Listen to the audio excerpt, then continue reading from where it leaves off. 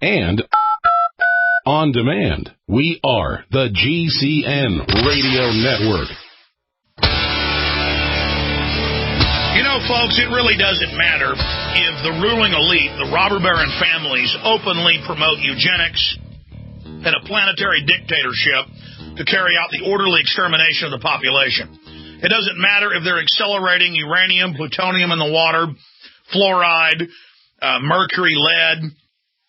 It doesn't matter if I have newscasts saying mercury is good for you, CBS News. It's totally deadly. What matters is the Cowboys are finally winning a game. Think about it. There are adults, by the millions listening to this show, most of them great patriots. But there are a lot of other people listening who think this is funny. And a lot of the people that are patriots, they still don't get as angry as they should by this. Should you get angry by the Cowboys losing season?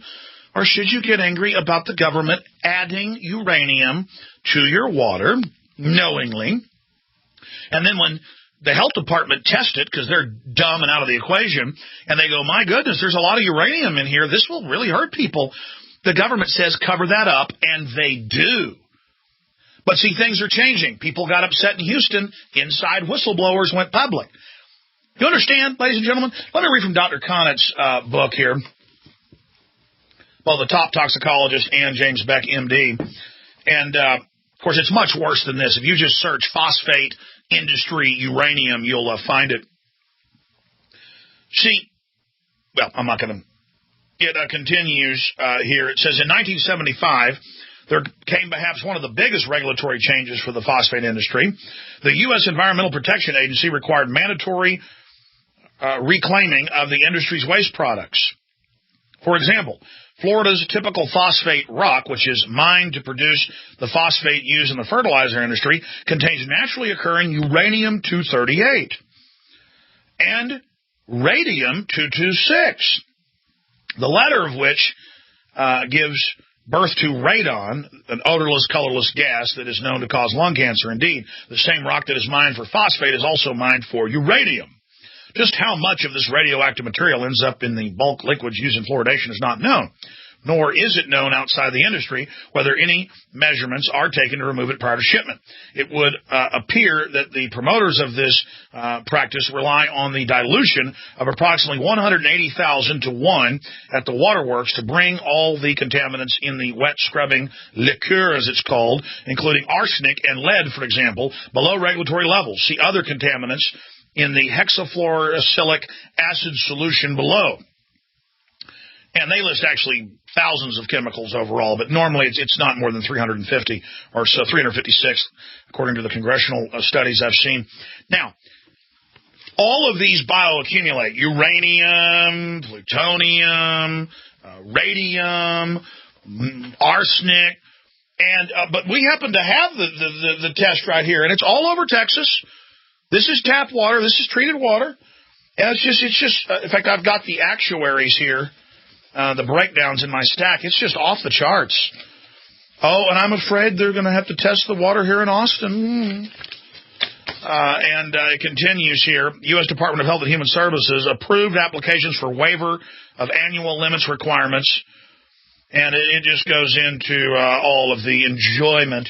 But again, I want to apologize to listeners. I should have been talking about the Cowboys, a bunch of overpaid brat whoremongers and drug addicts with some old, shriveled, moron owning it. I mean, who cares? Who cares about UT football? Who cares about New York football? Who cares? Listen, I can watch a football game too, folks. Okay, I played stupid football.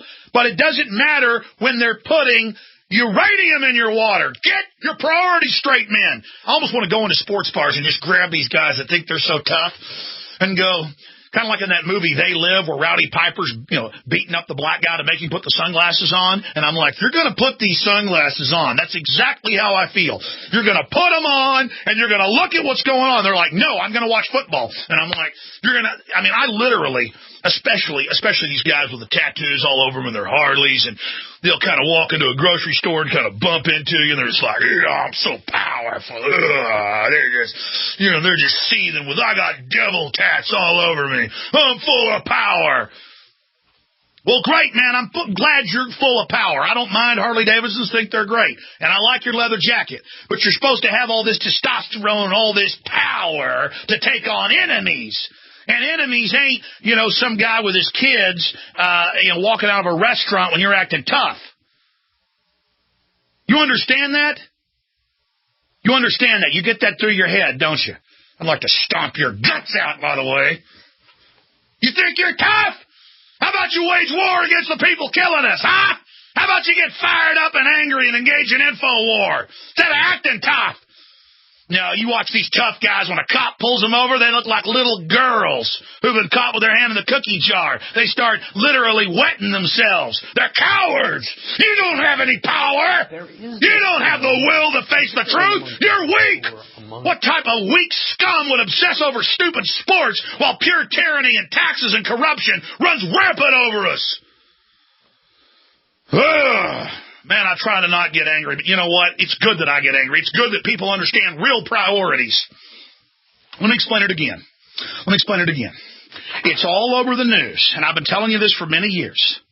But you don't listen when I tell you. But it's all over your mainstream news that all over Texas, and by the way, it's nationwide, that they're finding uranium and radium in high levels, and that it's levels that show clear cancer. And look, cancer is exploding all around us. And you're like, listen to this kook, Martha. This guy's upset that they're putting uranium in water that little kids are drinking. High levels of it. High levels of it. You're supposed to get angry. That's what this is for. When people are hurting your tribe, they're hurting your people, they're taking your money, they're taking your crops, they're taking your resources. You're supposed to get angry about things like that. You're not supposed to get angry about facsimiles of tribal warfare, which is sports. We are a nation of emasculated little boys. That's why they all have the trappings of power and the trappings of being tough. But they're afraid of what their neighbor thinks of them. They're afraid of what their boss thinks of them. They go through the TSA checkpoints when no other country in the world will put up with police or quasi-police putting their hands on their wives' and children's genitals and squeezing. That's the new pat-down. They squeeze. Only in the land of cowards and drugged-out jellyfish. Only in this land where everybody claims they're so patriotic and love the troops so much, but then they let the troops use DU that's killing them and their enemies. They let the troops have their death benefits stolen by Prudential and others on record, signing secret deals to steal the death benefits of 6 million dead and dying veterans on record. You don't actually get up and get involved in that. No, people like little charitable token things they can do to feel good about what they're doing for the troops. And it's like a fetish of I care so much about them. You don't care about them. You care about licking boots. This is a nation whose religion is worshiping boots and worshiping tyranny and worshiping corruption and worshiping ignorance and worshiping denial. If you really care about our military, you'd get our government back so it'd be our military again and not the private Federal Reserve's military. Now, when I come back, I'm going to play this 9/11 Truth piece. I'm actually in it.